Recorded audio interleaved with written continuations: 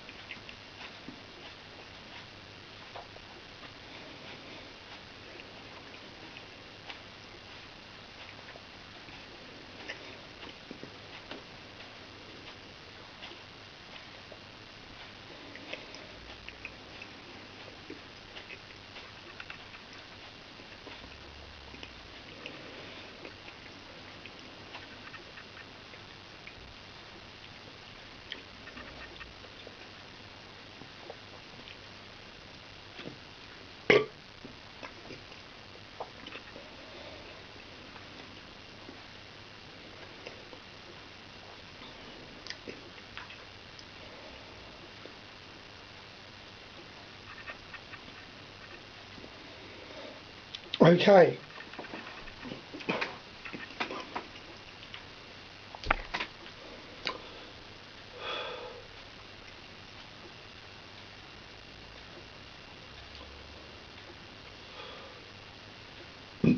Not immediately hot, but I can feel it building at the moment. I try to chew it up, mash it up as much as possible to get the proper full effect and benefit, if that's the correct word for it, to get the full heat out of it and see what they're really like.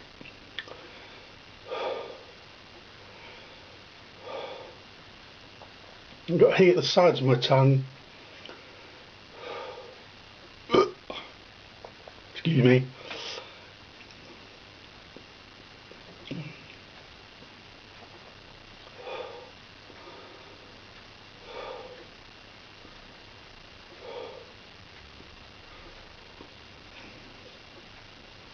I've done quite well this year. This year's been a no milk year. Throughout any of my pod tests this year, I haven't had any milk afterwards.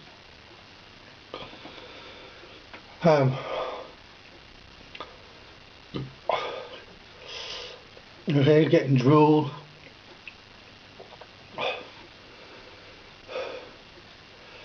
I think this is going to be a hot one. Well, I don't know. My nose is running. Not so many tears, not so much tears at the moment. Watering a little bit. Oh.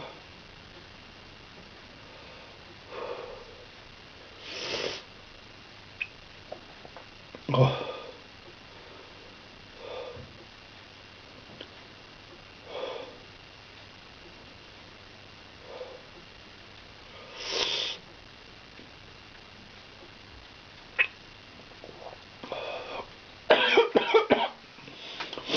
The thing you get is when you drool,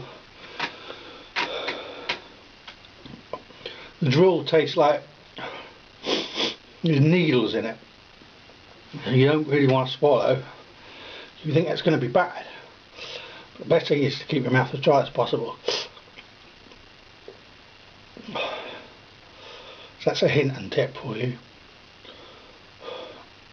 Oh, one of the things that comes up, people mention a lot, is about the day after you do a pod test, the day after you eat a spicy chili pod. And, you know, they always think, oh, it's a revenge, you know, it gets stings on the way in and out. And so far, I've found as long as you eat the chili, as long as you eat the chili on a fairly full stomach, I wouldn't recommend a very full stomach. You know, have something to eat first that's gonna have a banana. I've found it very good. A banana or a sandwich, something bready. Give that 10-20 minutes to sit in your stomach, and then the day after is no different to any other. I think the reason why some people get really bad stomach pain and the day after, you know, is because they've either done it on alcohol because they've been drunk, or they've eaten it on an empty stomach. And I think the thing is to give your stomach something to work with while it's trying to get rid of the chili. Give the chili somewhere to go into the food. So that's my top tip. Chili tips.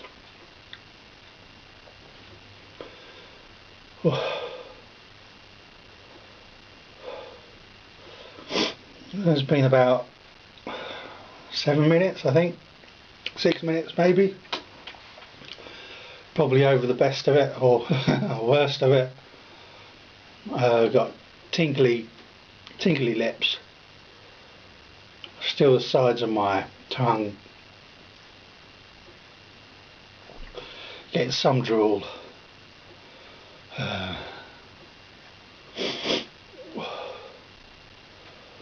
It's pretty hot, pretty flavoursome as well.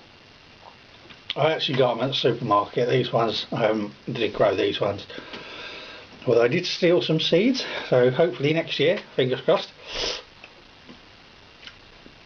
So they were Spanish Scotch bonnets. I guess supermarket ones are grown for the produce rather than heat.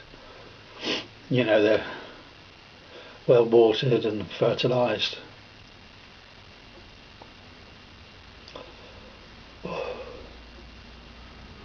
Yeah, I can never feel it down in my stomach now. I think it's important to give it a good chew. That's what it does. It keeps all the heat. I think I cut away for a second there. Welcome back.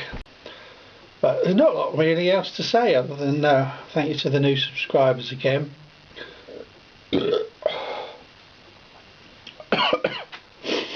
And that was my Scotch Bonnet pod test.